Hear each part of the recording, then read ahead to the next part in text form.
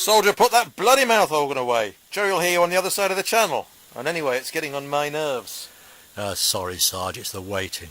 It's getting me down. Yeah, when will we be going, Sarge? Not for me to say, boy, but it can't be long now. Once a fighting force lay waiting down behind the Isle of Wight, for the orders that would send them to go sailing in the night, out across the English Channel in the June of 44, for a landing in the morning on the Normandy shore. A landing in the morning on the Normandy shore.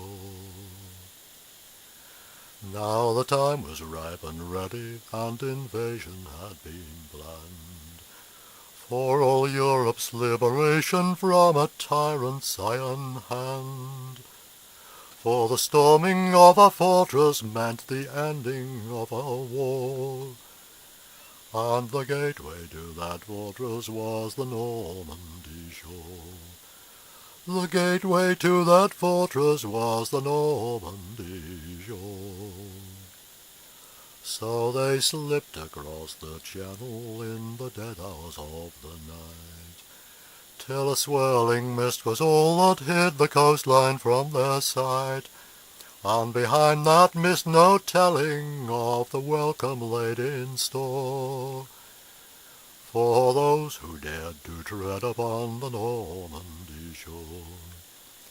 For those who dared to tread upon the Normandy shore.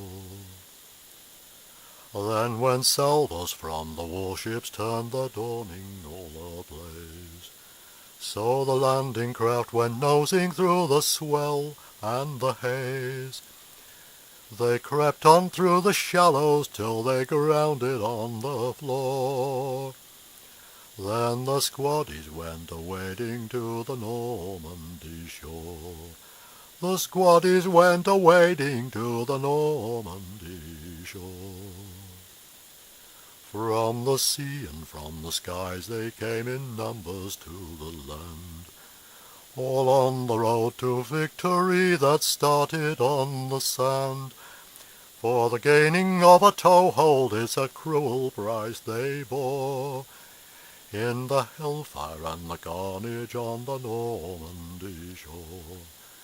In the hellfire and the carnage on the Normandy shore.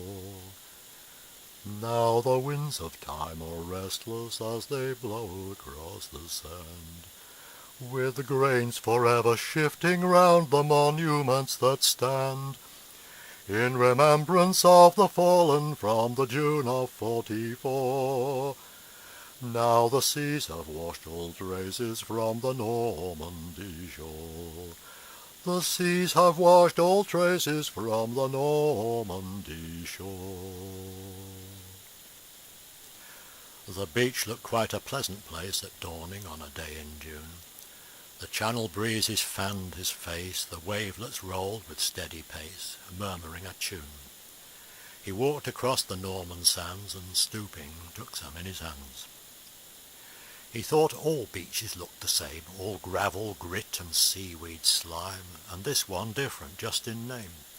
Mind you, the last time that he came there hadn't been much time to stick around and check the view. Other, more pressing things to do. He looked and hoped a sign might show, a hook to hang his memory on, something there to let you know what happened all those years ago.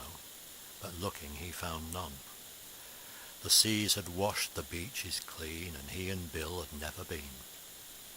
So easy when he closed his eyes to taste again the sight and sound, the haze that hid the dawning's rise, but not the lightning in the skies and thunder all around. The image in his mind so clear could find no scene to set it here. That cliff, so very close today, was that the one they had to reach? Funny, it seemed a mile away when they came wading through the spray and ran across the beach. And hereabouts, how can you tell? Must be the spot where Billy fell. And by a rock, was that the one? A Jerry trooper lying down, still clinging to a shattered gun. Another housefrau's lost her son, and in some Hansa town she'd fear to see the postman come. just the same as Billy's mum. He thought, there's nothing here to see, nothing sure you can recall. They sent the likes of Bill and me to make a world forever free and fair to one and all. But there's no sign of yesteryear. I had no business coming here.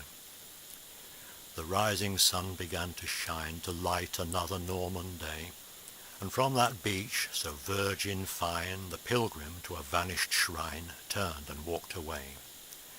He let the sand fall from his hand and hoped that Billy'd understand.